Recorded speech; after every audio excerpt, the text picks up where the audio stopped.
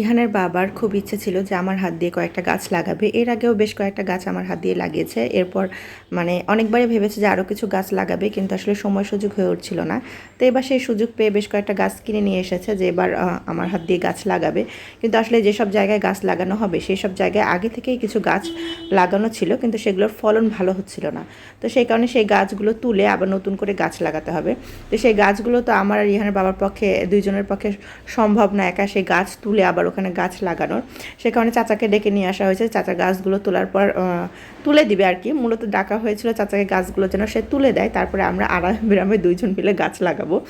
তার পরিকল্পনা ছিল এটা যে গাছগুলো তার চাচাকে দিয়ে তুলে নেওয়ার পরে সেখানে হচ্ছে গিয়ে আমরা গাছ লাগাবো, আমার হাত দিয়ে সেখানে গাছ লাগানো হবে।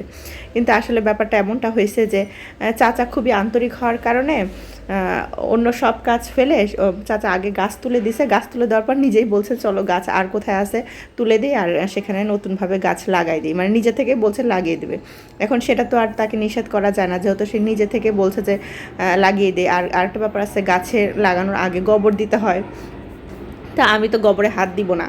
তো সব মিলেই হচ্ছে ঠিক হলো যে ঠিক আছে চাচাই গাছগুলো লাগিয়ে দিচ্ছে।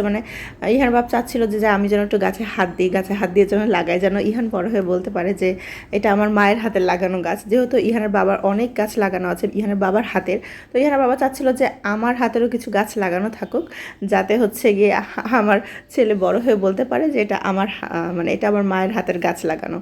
যাক, সেটা তো আর হলো না, এবারের মতো হয়নি, কারণ এবার হচ্ছে গিয়ে গাছ তুলে যেহেতু গাছ লাগানো হয়েছে সেহেতু আমার হাতের আর হলো না। আমি জাস্ট এটা সংরক্ষণ করে রাখলাম, একটা ভিডিও করে রাখলাম যে না এখানে এখানে গাছ লাগানো হয়েছিল, আমি তখন ভিডিও করেছিলাম এবং সেই স্মৃতিটা সংরক্ষণ করে রেখেছিলাম যে যেটা আসলে করতে চেয়েছিলাম সেটা আসলে হয়নি। আর এদিকে ইহান তার বাবার সাথে থাকতে থাকতে গাছের পরিচর্যা করা শিখে ফেলেছে। সে এখনই গাছে পানি দেয়, কোন কোন গাছে পানি দিবে, গাছের ফুল ছেড়ে ফল ছেড়ে, দেখে দেখে মরিচ গাছ থেকে মরিচ ছেড়ে, যেসব মরিচগুলো লাল হয়ে পেকে গেছে সেগুলা সেই নিজে থেকে তোলে। তো বাবার সাথে থাকতে থাকতে গাছের পরিচর্যা করা সে খুব অ্যাপ্রোপ্রিয়েটলি শিখে গেছে। আর তার ফুপুও খুব গাছ পছন্দ করে, দাদাও খুব গাছ লাগাতে পছন্দ করে। টোটাল ফ্যামিলিটাই হচ্ছে গিয়ে বলবো যে আমার শ্বশুরবাড়ির টোটাল ফ্যামিলিটাই গাছ খুব পছন্দ। একমাত্র মনে হয় যে আমারও গাছ অনেক পছন্দ, কিন্তু গাছের যে আলাদা একটা পরিচর্যা আছে সেটা আসলে আমার দ্বারা হয় না। একমাত্র আমরা দুইজন মানুষ পরিবারের মধ্যে একটু ভিন্ন, যাদের দ্বারা হচ্ছে গাছের পরিচর্যাটা হয় না। যেমন আমি আর আমার বড় ননদ, এই দুইজনের দ্বারা গাছের পরিচর্যাটা হয় না। তাছাড়া বাকি সবাই গাছ প্রেমী বলা চলে। গেট দিয়ে ঢোকো, এই যে গেট দিয়ে ঢোকো।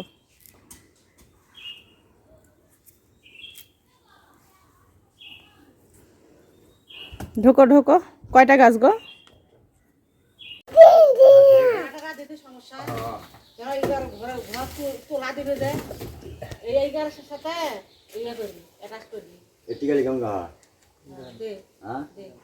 ইট দিয়ে কাটবে?